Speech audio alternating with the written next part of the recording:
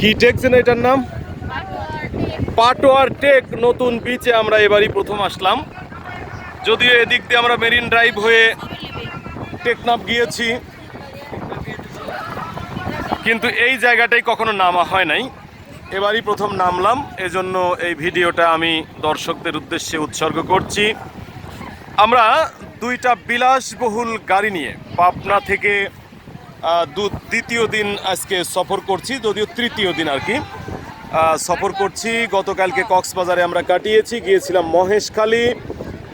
আজকে আমরা সকালে আবারও সমুদ্র সৈকত, কেনাকাটা, বাজার, মার্কেট সব সেরে খেয়ে দিয়ে 2টা থেকে আমরা আবার সফর শুরু করেছি। এইদিকে আমরা হিমছড়ি পরিদর্শন শেষে এখন চলে আসলাম এই পাটোয়ার টেক নামক নতুন এই সি বিচে, যেটা মেরিন ড্রাইভের একদম কোল ঘেঁষেই সি বিচটি গড়ে উঠেছে। এবং ইনানি বিচের মতো এখানে অসংখ্য এই প্রবাল পাথরের ছড়াছড়ি আপনি দেখতেই পাচ্ছেন। সূর্যের বিপরীতে ছবি দেখা যাচ্ছে না, আমি একটু ভিন্নভাবে দেখাই।